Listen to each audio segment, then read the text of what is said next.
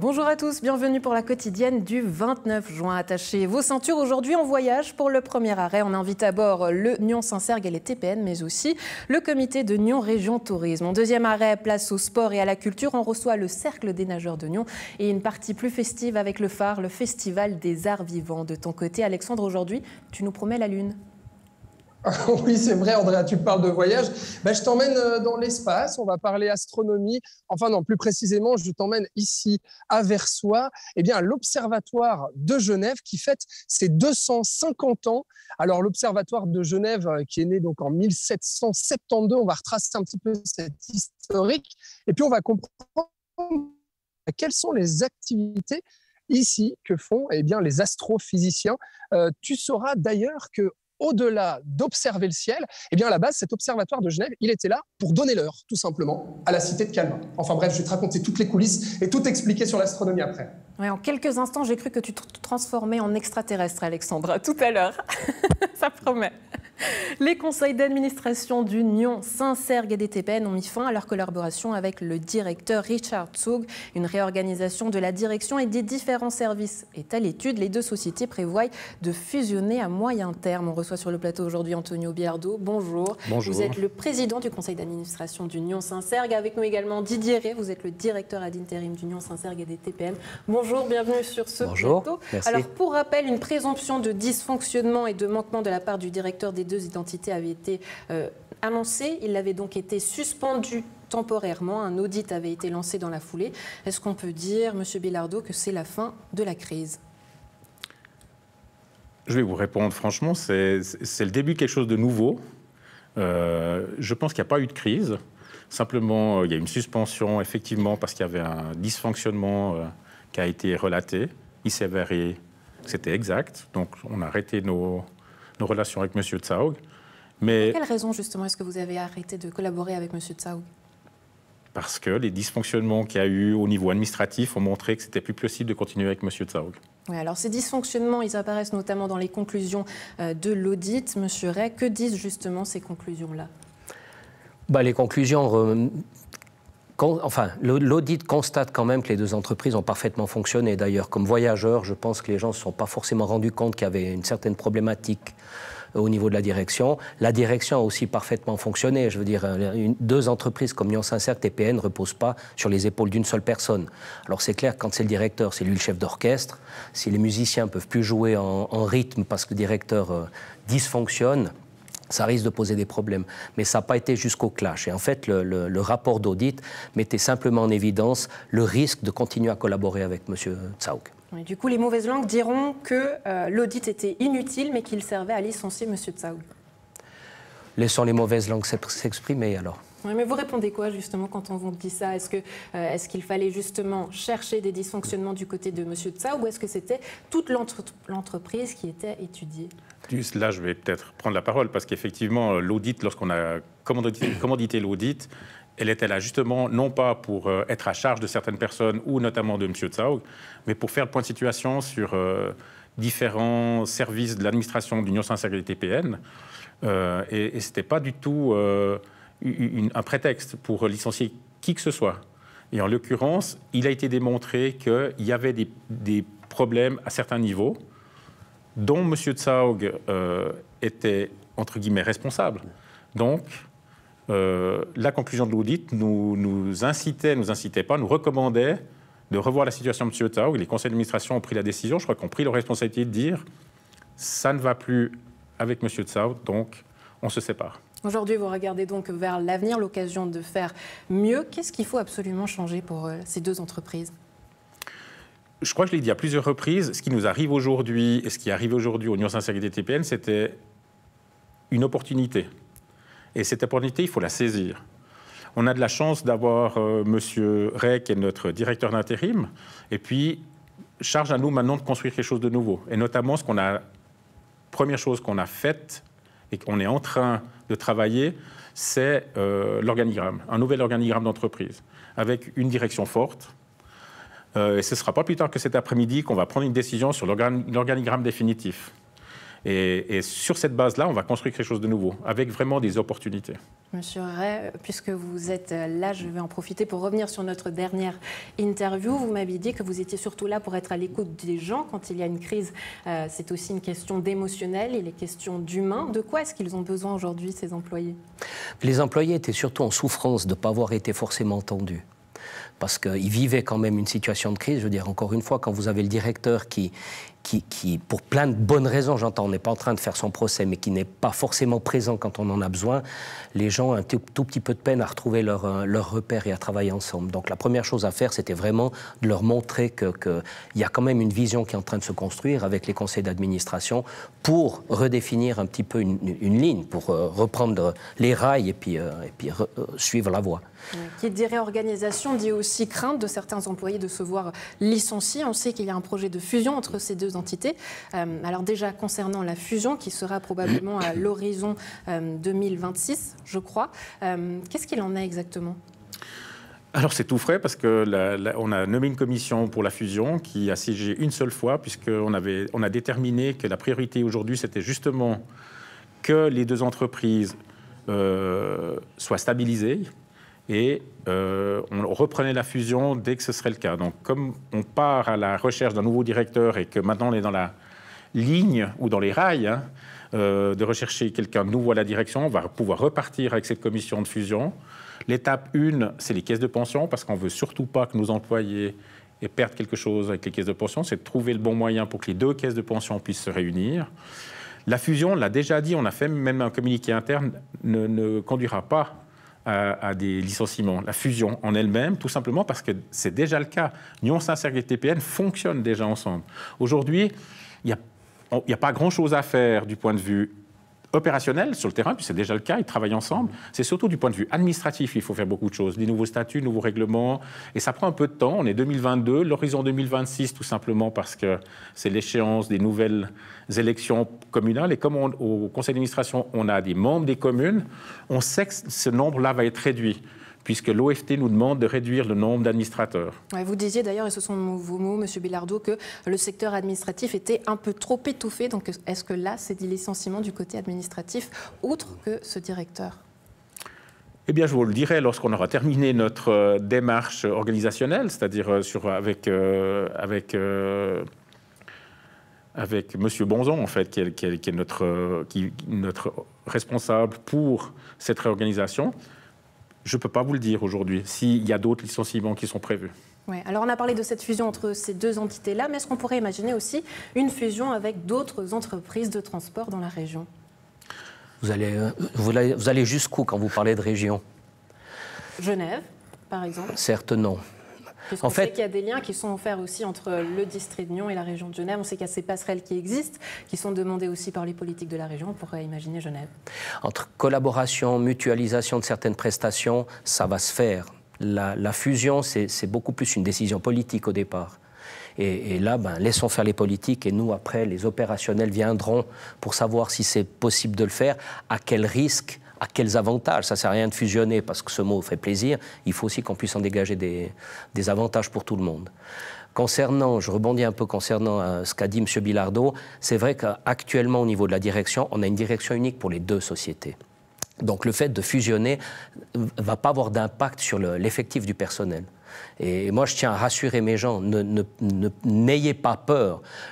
Si tout d'un coup, il y a une restructuration, il y a une refonte des postes, ce n'est pas forcément lié à trop de personnes. C'est peut-être lié à trop de fonctions dans un certain domaine, mais là, il y a aussi possibilité de replacer les gens à l'interne. Le but, c'est vraiment d'essayer d'être le plus efficient possible. Oui, Antonio Bilardeau, on comprend pourquoi vous êtes allé chercher M. Didier Rey. Il a ce côté humain rassurant aussi. Le poste va être repourvu, il sera mis au concours, mais est-ce qu'on pourrait imaginer que M. Didier Rey reste ? Alors non, pas du tout. On a un contrat, je dirais, tacite avec monsieur Rey. Il va rester avec nous jusqu'à fin mars 2023 et ensuite c'est terminé. Bien sûr qu'on va regretter, parce que comme vous l'avez dit, c'est quelqu'un de très humain, qui est facile d'approche. Je pense pour nos collaborateurs, c'est quelqu'un qui, sur le terrain, aujourd'hui, fait beaucoup de bien. Ce sera certainement un regret qui va nous quitter. Mais il va nous quitter parce que le mandat pour lui, c'est effectivement fin mars 2023. Ouais. Didier Rey, quel genre de profil il faut pour ce poste-là ? quelqu'un d'humain et quelqu'un qui manage. Vous pouvez choisir si vous voulez un financier, si vous voulez un ingénieur, si vous voulez... En fait, il faut vraiment quelqu'un qui sache jouer de tous les instruments, mais pas aussi bien que les gens qui sont en place. Par contre, il doit connaître l'importance des RH à un moment donné, des finances, peut-être de l'exploitation. Il y a aussi toutes les contraintes liées à la sécurité ferroviaire. Et cette personne-là doit être à l'écoute de tout. Et il doit trouver l'équilibre. Parce que dans une entreprise, vous avez toujours des déséquilibres entre la personne du marketing qui veut dépenser pour bien se montrer et puis le financier qui ne veut pas qu'il dépense trop, les RH qui veut quand même prouver sa reconnaissance pour les employés et de nouveau le financier qui retient un peu. Donc le but du nouveau directeur, c'est quand même d'arriver à écouter tout le monde et puis à trouver la meilleure, meilleure voie médiane. Ouais, un chef d'orchestre qui sache diriger toute son équipe. Didier, c'est des belles théories, mais quelque part, c'est un peu ça. Ouais, des belles théories à mettre en pratique, en tout cas. Didier et Antonio Bilardo, merci beaucoup d'avoir été avec nous. On peut déjà prendre peut-être rendez-vous avec vous. Monsieur Bilardo, il est difficile de vous avoir sur ce plateau, donc je profite à la rentrée, justement pour nous annoncer ces nouvelles organisationnelles. Oui, très certainement. Et si vous me permettez encore 10 secondes, j'aimerais être plus tranchant que M. Ray par rapport à la fusion. Il n'y aura pas de fusion avec d'autres compagnies, ni genevoises, ni vaudoises. Et il n'y a pas plus tard que fin de l'année dernière, Mme Nouria Gorité nous a clairement dit qu'il n'y avait pas de volonté de fusion. Donc, rapprochement, mutualisation, collaboration, très certainement, parce que c'est de la musique d'avenir. Mais fusion, et là je rassure nos collaborateurs, fusion avec d'autres compagnies, c'est non. La volonté de travailler avec les gens de notre district et du terroir. Merci beaucoup d'avoir été avec nous. Excellente journée à vous. Merci Alexandre, beaucoup. On retourne à toi. Fais-nous visiter donc, cet observatoire de Genève.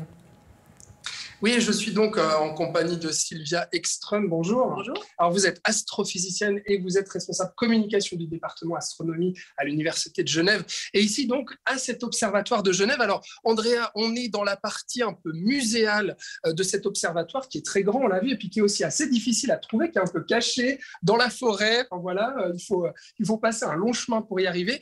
Mais ça y est, on y est. Alors, j'aimerais bien savoir, vu qu'il est un peu caché, cet observatoire de Genève, qui a 250 ans, c'est quoi en fait, cet observatoire? Alors en fait, c'est une vénérable institution, donc vous l'avez dit, ça fait 250 ans cette année qu'il a été fondé. À l'époque, il était en ville de Genève, en fait. Oui. Il était tout près du musée d'art et d'histoire, qui n'était pas encore construit en 1772. On peut classer, on peut dater, en fait, il y a 4 étapes qui nous a amenés ici. La première, donc c'est 1772, on est en ville de Genève, mais sur des terrains très instables, et l'observatoire très vite se dégrade. En 1830, il a fallu le reconstruire un peu plus haut sur le bastion Saint-Antoine, là où il y a maintenant la promenade de l'observatoire. Ouais. Donc ça marque notre présence, même si plus rien d'autre ne la marque. Et puis là-dessus, le musée d'art et d'histoire a été construit, ce qui bouge complètement tout l'horizon sud-ouest, donc c'est plus possible de rester là. On a fait des explorations dans la région pour trouver un bon site d'observation. Et en finalement, fait, Versoix. Alors rien n'était très concluant. Ouais. On est quand même resté encore à Genève un moment. Et puis en 1966, alors on est venu ici. Effectivement, perdu dans les bois. Et à cheval entre le canton de Vaud et le canton de Genève. Alors aussi. exactement, et c'était ça l'idée, c'est que la frontière vers le canton de Vaud est juste derrière notre parking, et ça permettait en fait de faire une grande école doctorale pour l'Université de Lausanne et l'Université de Genève. Maintenant, l'astronomie est passée à l'EPFL, mais on a toujours cette collaboration. Les chercheurs du laboratoire d'astrophysique de l'EPFL sont ici en partie. Et donc il a plusieurs fonctions, cet observatoire de Genève. Il y a de la recherche, mais il y a aussi le service au public, notamment de proposer, d'ouvrir un peu vos portes aussi au public. Et puis je crois que ça tend vers ça, cet observatoire aussi. Hein. Voilà, en fait, on a 3 missions, et ça depuis le début. Déjà, il y a 250 ans, on avait 3 missions. La recherche en astronomie, ça c'est évidemment ce pourquoi on crée un observatoire. L'enseignement, à l'époque c'était l'Académie de Genève, maintenant c'est l'université. Et puis le service au public. Et à l'époque, c'était très important, les astronomes étaient les seuls à pouvoir dire où et quand on est sur Terre. C'était les seuls qui pouvaient vraiment donner l'heure avec précision. Donc c'était utile pour les horlogers de Genève. Les horlogers suisses. Ils étaient les seuls à pouvoir dire exactement où on est sur Terre, quel est le méridien de Genève précisément. Ils étaient les seuls à pouvoir donner le nord avec une grande précision, parce que le nord des boussoles varie beaucoup, et à cette époque-là, il variait énormément. Donc, tous les jours, on publiait la position du nord vrai par rapport au nord magnétique. Et grâce à ces instruments... Alors, attends, Andrea, je vais juste me tourner un peu la caméra pour que tu vois, forcément, ces fameux télescopes, les outils des astrophysiciens et des astronomes, en fait, Sylvia. Absolument. Et donc, l'observatoire magnétique, géomagnétique, c'était cet instrument-là. On observait, grâce au théodolite, on observait la variation. Alors maintenant, sa barre en métal, elle est bloquée sur le fer à béton du bâtiment. Mais à l'époque, évidemment, elle aidait à donner le nord et on observait l'angle par rapport au nord astronomique grâce à ce théodolite. D'accord. Et on a l'impression qu'on est loin des outils de l'astronome. Ouais. En fait, non, puisque l'astronome est le seul à pouvoir donner le nord vrai, le nord géographique. Et donc, on était bien placés pour aider les géomètres, en fait, et les gens qui voulaient construire des bâtiments avec une orientation bien précise. Et alors, l'évolution des télescopes, vous l'imagez notamment par... Alors, ça, c'est un des premiers télescopes, celui-ci, c'est ça? Ça, c'est déjà un télescope qui était dans l'observatoire de 1830. Oui. C'est un télescope qui ne peut bouger que du haut en bas, donc on ne peut pas suivre un objet avec. Donc, ce n'était pas un télescope pour la recherche, celui-là. C'était un télescope pour la chronométrie. Donc, on arrivait à observer le passage d'une étoile grâce à un système de petits fils d'araignée dans l'oculaire. Ouais, il y avait qu'on voit 17 ici. petits fils d'araignée à travers ici, dans l'oculaire. Et on pouvait voir vraiment à quel moment les étoiles passaient pile au milieu de la lunette. On attendait la nuit suivante et on attendait le moment où cette étoile repassait. Et en fait, on avait une pendule à clic qui nous donnait des secondes. Et donc, avec les oreilles et avec les yeux, on arrivait à une précision du dixième de seconde sur la mesure de l'heure, du temps qui passe. D'accord. Et puis alors, aujourd'hui, un télescope, en fait, ça ressemble plutôt à ce qu'on voit dehors. C'est ça que vous me disiez hors caméra. On a la structure qui soutient un des télescopes du VLT, qui est le Very Large Telescope de l'ESO, donc de l'Observatoire austral européen. Et il y a 4 de ces grosses bêtes sur une montagne dont le sommet a été rasé. Et ça, ce sont les télescopes actuels, en fait, qu'on utilise actuellement pour la recherche. Ce sont parmi les plus grands télescopes du monde. Bon, celui-là, c'est un réplica, en fait. Enfin, il n'y a pas, justement... Voilà, il n'y a pas de miroir. Ouais. Exactement. Une petite voile pour nous donner de l'ombre. Mais c'est juste, la structure est à l'échelle, en fait. C'est une décoration. Sylvia, qu'est-ce qui vous plaît dans l'astronomie, justement? C'est quoi parce qu'on vous sent passionné, bien entendu, par ça. Mais c'est quoi qui vous plaît tant?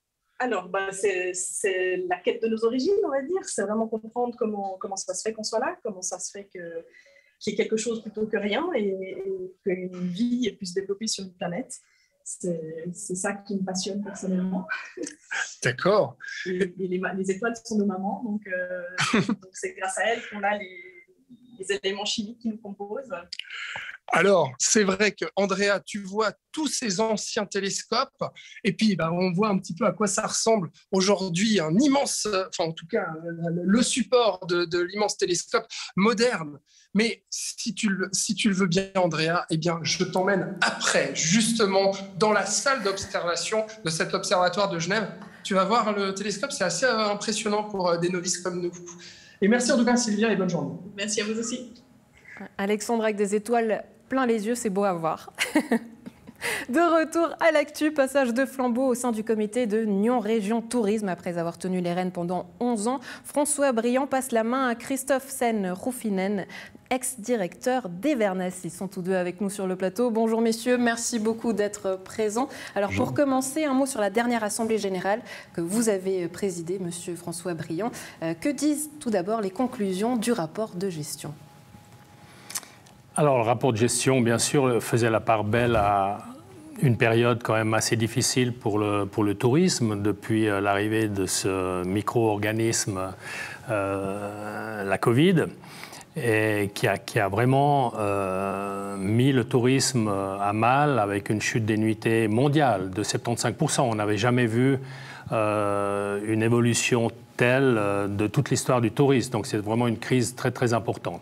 Cela dit, l'Assemblée générale qui s'est tenue la semaine dernière a évoqué une reprise du tourisme en 2021, et notamment grâce à un tourisme un petit peu différent que l'on qualifie de tourisme indigène, à savoir que, par exemple, on n'a jamais eu autant de touristes suisses dans la région de Nyon qu'en 2021. Donc il y a un report, enfin une modification des habitudes de voyage. liées à la pandémie, bien sûr, par la force des choses, moins de transport, des nécessités de se vacciner pour aller dans certains pays, des pays complètement fermés, et qui a poussé les gens à voyager plus près de chez eux, et notamment dans leur propre pays. Et ça s'est bien vu dans les résultats de l'année touristique 2021. Ouais, vous dites qu'il faut poursuivre la stratégie par thématique. Qu'est-ce que ça veut dire ? Alors ça, c'est une stratégie qu'on a mis en place il y a une dizaine d'années d'ailleurs, à peu près à mon arrivée. C'est un marketing qui, contrairement à un tourisme de destination, où on met en exergue les destinations. Alors pour notre région, on pourrait vendre Coppet, Rolle, Prongin, Nyon, etc. On a préféré définir un certain nombre de thématiques qu'on appelle des domaines d'activité stratégiques. Alors là-dedans, ça c'est un terme un peu technique, mais si je vous parle de culture, d'animation, de festival, d'art de vivre, ce sont encore une fois des thématiques qui sont susceptibles d'intéresser nos hôtes, sans distinction de lieu précisément. C'est une région qui peut offrir toutes ces activités, ces expériences aussi, et on peut même aller au-delà de la région, ce qui nous a poussé d'ailleurs, il y a aussi une dizaine d'années, à s'approcher du district de Morges pour vendre ensemble un produit que l'on avait en commun. Aller au-delà de la région, ça c'est intéressant en comparaison au Nyon Saint-Sergue et au TPN qui eux préfèrent travailler avec les acteurs locaux, peut-être un point qui vous différencie. Mais Christophe Tenhoufinen, on a parlé de ces thématiques-là. J'imagine qu'une thématique qui vous intéressera, c'est celle de l'hôtellerie en tant qu'ex-directeur d'Everness. Ça passe par quoi justement cette région selon vous ? Alors bon, je rejoins un petit peu François Briand quand il a dit qu'on devait aller plutôt sur des thématiques que de vendre une destination, parce que quand on parle d'une destination comme Nyon, c'est tout petit. Déjà en prenant sur le district voisin, donc le district de Morges, et moi en tant qu'hôtelier qui était pendant 5 ans le président des hôteliers de la Côte pour Hôtellerie Suisse. On a d'ailleurs créé un pool marketing ensemble où on a mis nos forces ensemble, autant Nyon, Morges et les hôteliers, de manière à mieux vendre toute la région plutôt que de vendre juste une seule des régions. Oui, ça a fonctionné puisque le nombre de nuitées est passé de 150 000 à 200 000 ces 5 dernières années. Sur Nyon, oui. Sur Nyon, exactement. Ce qui fait que certains hôteliers, eux, se sont vus embêtés parce qu'ils disaient que finalement, il y avait trop de concurrence. Comment est-ce que vous analysez cette situation ? Là, on aborde un sujet qui est extrêmement délicat. C'est vrai que Everness, qui était le plus grand établissement dans la région, on faisait une grande part des nuitées, et il y a eu un développement hôtelier non seulement, alors principalement en partie en Françoisie, mais aussi dans l'arc genevois. Donc on prend par exemple toute la zone aéroport qui s'est énormément développée. Et en fait, vu dans l'avancement des années, il y avait de plus en plus de chambres d'hôtel qui étaient disponibles, et il fallait naturellement essayer de se démarquer dans ce marché qui s'est extrêmement développé. Et on est aujourd'hui dans une situation encore plus extrême, puisque suite à ces 2 ans de pandémie, il l'a dit tout à l'heure, on a perdu à peu près, c'était très dur, donc là j'étais encore au front jusqu'à la fin de l'année passée.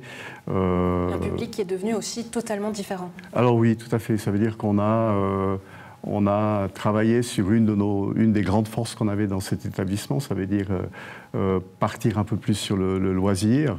Et en fait, on a appris beaucoup de choses avec cette pandémie, parce que on s'est aperçu que cette région était une région, je vais vous dire un mot que vous connaissez déjà, leisure. Ça veut dire qu'on veut faire à la fois du tourisme d'affaires et du tourisme de loisirs.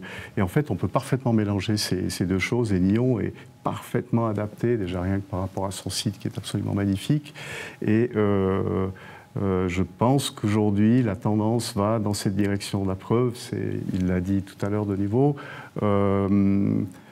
pendant les 2 étés précédents, et tout particulièrement l'été 2021, on a encore bénéficié principalement d'un tourisme suisse, ou alors européen très régional, ça veut dire c'était des Français voisins, des Italiens, des Allemands, voire même des gens qui venaient des Pays-Bas. Donc c'est resté vraiment un tourisme dans un cercle relativement petit, si on veut. Oui, ça, c'est pour l'étude du tourisme, Oui.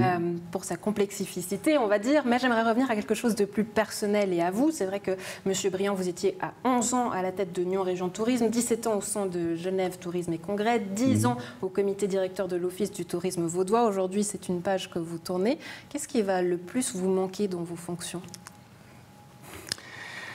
Alors j'espère que rien va me manquer. J'ai toujours été convaincu qu'il y avait une vie après la carrière professionnelle et respectivement une vie politique aussi, que j'ai abordée quelques années. Donc je ne suis pas quelqu'un qui va ressasser le passé ou regretter quoi que ce soit. J'ai eu une vie passionnante. J'ai vendu la région lémanique dans le monde entier pendant des années, comme vous l'avez dit. C'était magnifique, c'était motivant, enthousiasmant. Je n'ai jamais eu de lassitude. Mais aujourd'hui, je passe à autre chose sans me retourner et sans voir ce qui va me manquer. Et pour avoir déjà tâté de cette nouvelle vie, je peux vous dire que je ne vais certainement pas regretter quoi que ce soit sur ma vie passée. Et pour revenir sur cette casquette politique, en tant que syndic de Prangin, notamment, vous aviez remis en question la taxe régionale de séjour qui avait beaucoup fâché justement le monde politique. Le syndic de Coppet avait d'ailleurs appelé à votre démission. Est-ce qu'aujourd'hui, votre départ est lié à toute cette affaire, très franchement ? Non, alors absolument pas. D'ailleurs, je tiens à préciser, la commune de Prangin n'a jamais remis en cause la taxe de séjour. Simplement, ce qu'elle a voulu, elle a voulu se distancer depuis que nous avions quitté la région de Nyon, l'adhésion à un contrat qui nous liait à un règlement de la taxe de séjour qu'avaient signé toutes les communes membres de Région de Nyon. Étant donné que nous n'étions plus membres de Région de Nyon, il était relativement logique, c'était d'ailleurs une interpellation d'un de nos conseillers qui avait posé la question de savoir s'il y avait une logique de rester membre de ce règlement. Mais un nouveau règlement sera voté par le conseil communal, la taxe de séjour sera toujours perçue à Prangin et l'Office du tourisme ne sera pas pénalisé par un manque de ressources en provenance de la commune de Prangin. Oui, affaire à suivre avec cette nouvelle législature notamment. Vous allez prendre vos fonctions le 1er juillet, M. Tsenhoufinen. Qu'est-ce que vous vous réjouissez de faire, la première chose que vous vous réjouissez de faire au sein de ces nouvelles fonctions ? Écoutez, c'est déjà d'une part... j'ai vu tout ce qui a été fait jusqu'ici, puisque j'ai quand même toujours suivi ça de très près. On se connaît depuis longtemps, déjà même à Genève auparavant. Aller un petit peu dans la continuité par rapport à ce qui a été fait, et puis peut-être nous adapter encore plus à ce monde digital, puisqu'aujourd'hui c'est ça qui mène un petit peu le bal, et puis surtout faire face à l'après-Covid, en tenant compte des futures ouvertures de 3 ou 4 établissements qui vont nous amener encore 530 chambres de plus dans la région. Ça veut dire quoi qu'aujourd'hui on invite les gens à voyager de manière digitale et pas seulement en présence ? Est-ce que ça c'est possible ? Alors le digital c'est le moyen de les faire venir dans les établissements. Ensuite je pense que le nerf de la guerre restera à l'accueil. Et en tout cas dans l'hôtellerie et en général dans le tourisme, c'est la première chose à garder. Et j'ai essayé de le faire pendant plus de 30 ans en tant que directeur d'établissement. Et je vais aussi aller dans ce sens-là avec une équipe qui est en place, qui est très bien, que je connais déjà un petit peu. Et en fait, aller un petit peu dans la continuité de ce qui a été fait et peut-être développer encore plus ce côté, je dirais, tourisme, ce mix de tourisme d'affaires et de tourisme de loisirs. Et peut-être aussi... travailler avec tout ce qui touche l'événementiel, l'événementiel à Nyon est extrêmement intéressant quand on prend... Nyon, ville de festival, forcément. Absolument, oui, tout à fait. Je crois que c'est ça qui nous amène les gens, c'est ça qui nous fait connaître en Europe, dans le monde entier. Donc quand on sort du réseau suisse, allemande et autres, je crois que c'est avec des outils comme ça qu'on va y arriver, comme par exemple Vision du réel qu'on reconnaît un peu partout. Quoi. Ouais, voilà. Le phare, le Festival des Arts Vivants dont on parle d'ici quelques instants. Christophe Tsenhoufinen, François Briand, merci beaucoup d'avoir été avec nous. Excellente journée à vous deux. Merci. Merci. Alexandre, on retourne à toi, toujours à l'explorateur de... L'observatoire, pas l'explorateur, c'est toi l'explorateur au sein de cet observatoire, justement. C'est vrai, Andrea. Et non, cet observatoire, tu vois, il est derrière moi, mais je ne peux pas tout faire visiter, les bureaux, les salles de recherche. Il y a plus de 180 personnes qui travaillent ici à Versoix dans cet observatoire. Par contre, le plus intéressant que je peux te montrer, regarde. c'est juste ici. Eh bien, c'est cet astrodôme. C'est ici que les observations sont faites. Et puis, je vais à la rencontre de Francesco Pepe, qui est le directeur de ce département astronomie à l'Université de Genève. Bonjour, Francesco. Bonjour. Merci de nous inviter dans cet astrodôme. Alors, allez-y, je vous suis. Okay. Et puis, expliquez-moi, qu'est-ce que c'est déjà un astrodôme? Alors, ce n'est pas un astrodôme, c'est astrodôme. C'est astrodôme, c'est le nom de cette pièce. Oui. Exactement, c'est un bâtiment qui appartenait en réalité à l'Université de Lausanne, qui a été transféré à l'EPFL quand le département d'astronomie est passé à l'EPFL.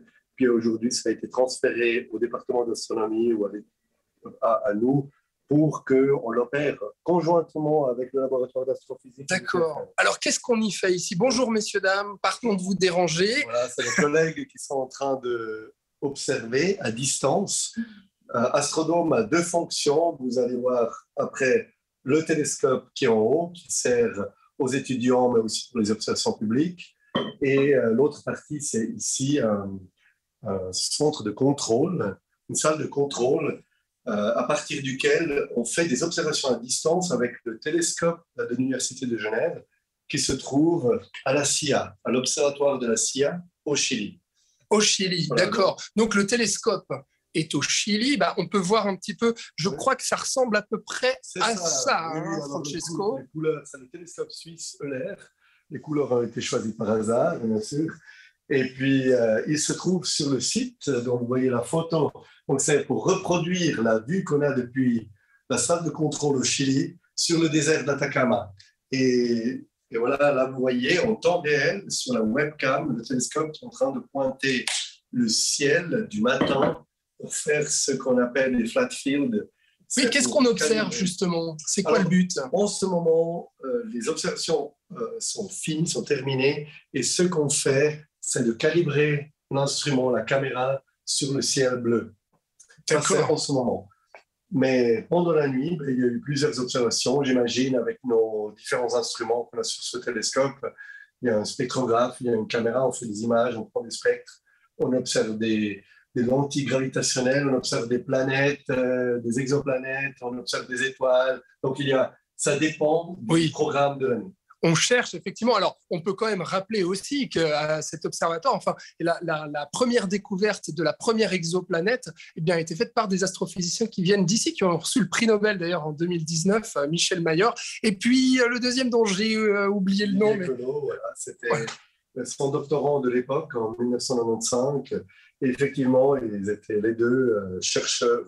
Michel Mayor est toujours professeur honoraire de notre université. Et on peut le rencontrer fréquemment quand on vient ici. Cet observatoire. Alors voilà. D'ailleurs, beaucoup le connaissent. Ah, d'accord. Donc, on va aller à l'étage. Je vous suis. Allez-y, parce que donc ici, Andrea, tu vois, voilà, c'est ici qu'on observe les données pour rechercher donc les étoiles et les planètes, mais avec un télescope du Chili. Par contre, il y a aussi un télescope qui se trouve dans cet astrodôme ici à l'observatoire de Genève à Versoix. Alors, je vous suis, Francesco. Alors, on disait ma collègue, on a 3 missions. Oui. La recherche, c'est une. L'enseignement, c'est l'autre. Et le troisième, c'est aussi les services à la cité. Donc, avec ce télescope-là, on répond à deux demandes supplémentaires. C'est celui de l'enseignement. Nos étudiants peuvent utiliser, par exemple, pour les travaux pratiques, ce télescope. Mais on peut aussi faire des observations publiques avec des gens qui viennent le soir pour observer le ciel. Avec l'aide de Sylvia qui est toujours ici et qui nous a ouvert ce toit. Donc du coup, on ouvre le toit et puis on observe alors à l'aide de ce télescope. Mais c'est énorme, Francesco, ce télescope. Oui, il peut apparaître énorme. Pour nous, pour nos standards, c'est un petit télescope. Aujourd'hui, la recherche, on ne la fait pas comme peut-être les gens peuvent s'imaginer en regardant à travers l'oculaire d'un petit télescope. Oui. La recherche se fait avec des grands télescopes qui sont 10 fois ou 50 fois plus grands que celui-là. Et ça, c'est un petit télescope pour nous. Ça serait un grand télescope pour les amateurs astronomes qui observent le ciel. Il fait 60 cm. D'accord. Dans la taille du télescope, on dit toujours quelle est la taille de son miroir qui se trouve là juste Dedans, on ne le voit pas, il est caché, il est protégé. Et c'est un miroir parabolique qui a une forme concave pour accepter la lumière de l'étoile ou de l'objet curseur et focaliser après à travers un jeu de deux miroirs sur une caméra, un capteur, comme vous l'avez dans votre appareil téléphone, sauf qu'il est plus grand, il est refroidi pour avoir moins de bruit. Et avec ça, on peut faire quand même des images assez sympathiques, de très bonne qualité, malgré le fait que c'est un petit télescope et malgré le fait qu'on se trouve sur un site qui n'est pas vraiment classé parmi les meilleurs sites d'observation. D'accord, donc c'est pour ça que ça permet effectivement aux étudiants de s'entraîner à voir, bon franchement, je ne sais pas toi Andrea, mais moi ça me donne en tout cas envie d'aller observer les étoiles avec ce genre de télescope. Je vous remercie beaucoup Sylvia, Francesco de m'avoir accueilli ici et puis de m'avoir montré tout votre travail. Et puis Andrea, voilà, j'imagine que ça fait rêver, ça te fait rêver toi aussi. En tout cas c'est impressionnant je dois dire. Magique. Merci beaucoup pour cette visite, Alexandre. Très belle journée à toi. On passe au sport avec le Cercle des nageurs de Nyon, avec une très belle saison qu'on commente avec nos deux invités. Fabien Héritier, bonjour. Vous êtes le président du club. Bienvenue sur ce plateau. Vous êtes également accompagné de Guillaume Noël. Vous êtes le head coach natation du Cercle des nageurs de Nyon. Bonjour. Bonjour. Bienvenue sur ce plateau. Alors Fabien Héritier, vous êtes désormais président du CNN. Une petite nouvelle, vu qu'avant vous étiez vice-président. Ça fait un petit moment qu'on n'avait pas de vos nouvelles. Comment se porte le club ? Bonjour Andrea, le club se porte très bien. Effectivement, j'ai pris la position de président à partir du mois de mars. On est sur le lancement un peu d'une nouvelle dynamique. On a eu pas mal de restructurations, des nouveaux recrutements. Mais le club se porte à merveille. On a pu relancer tous nos cours d'école de natation pour l'été, pour la rentrée. On a aussi pas mal de recrutements en cours au niveau des athlètes, au niveau du water-polo. On espère pouvoir accueillir beaucoup de jeunes dans notre école de water-polo à partir de 7-8 ans. Et puis même dans les équipes open, dames et hommes, pour aussi relancer un peu la machine. Ouais, le CNN a notamment brillé du côté du water-polo, on y revient d'ici quelques instants, mais aussi du côté de la natation et du triathlon, de très beaux athlètes. Quelles sont vos petites pépites pour ces prochaines éditions, justement ? Alors, on a quelques élites en triathlon qui commencent à performer. C'est le début de la saison, mais il y a déjà des résultats rassurants pour ce début de saison sur les Coupes d'Europe ou sur les National League, ainsi que pour nos jeunes avec les Kids League. Et puis bientôt, au niveau natation, on a les championnats suisses qui arrivent, avec 14 qualifiés au mois de juillet. Ouais, on peut citer aussi également Lucas Luberti, qui a reçu le mérite sportif régional en triathlon. C'est un très beau mérite, justement, et qu'on peut soulever ici. Deux équipes vice-championnes suisses, les M15 et les M13, dont une finale qui s'est jouée la première fois au COSI. J'imagine que là aussi, c'est prometteur pour le club, Fabien Héritier. Oui, c'est tout à fait prometteur. Il y a une très belle organisation qui a été réalisée par les parents des athlètes et des équipes qui ont très, très bien performé avec 2 finales suisses, ce qui n'était jamais arrivé pour le CNN. Et donc, évidemment, c'est très prometteur. Ouais, alors, qu'en est-il de l'équipe senior ? On sait que voilà, il y a eu toute cette réorganisation à faire. Vous en avez dit quelques mots tout à l'heure, Fabien Héritier, avec un nouveau club qui s'est créé, l'Aquatics Club. Du coup, vous avez perdu aussi certains joueurs élites. Mais comment est-ce que, du coup, ce nouveau club, aujourd'hui, a une incidence, notamment sur vos joueurs à vous et sur vos équipes ? C'est surtout qu'on a changé un peu de stratégie et donc on a vraiment beaucoup misé sur les jeunes. D'ailleurs, notre head coach s'est concentré vraiment sur les jeunes et on a organisé avec lui des camps d'entraînement, des tournois internationaux et c'est ça qui a fait aussi que en fait, les succès qu'on a rencontrés c'est aussi un peu dû en cascade à cette réorganisation de notre section water-polo. Ouais, donc on comprend une réorganisation, un grand recrutement et aujourd'hui le club mise sur la jeunesse. C'est ça. Ouais. Qu'est-ce que vous cherchez justement de jeunes profils, mais est-ce qu'il y en a assez dans la région ? Est-ce qu'il faut aller chercher ailleurs ? Comment ça se passe pour ce recrutement ? Oui, il y a ce qu'il faut. On a un club formateur et voilà, on essaye d'inculquer notre éthique du sport au sein du Cercle des nageurs de Nyon pour faire évoluer tout ça au niveau olympique, step by step. Ouais, du côté sportif, sur quels aspects est-ce qu'il faut travailler ? Est-ce qu'il y a justement peut-être un aspect que vous sentez qu'il faut travailler plus qu'un autre par rapport à cette jeunesse ? Il faut travailler un peu de tout, la psychologie, la sociabilité. Voilà, le sport, c'est une école de la vie. Donc il faut travailler un peu de tout. Un entraîneur, c'est pas juste les chronos et puis on travaille physiologiquement, quoi. Ouais, Fabien Héritier, les prochains grands rendez-vous pour le CNN, c'est lesquels ? Est-ce qu'il y en a ? Alors cet été, c'est plutôt des rendez-vous pour le coup triathlon et natation. Le water polo s'arrête à peu près maintenant.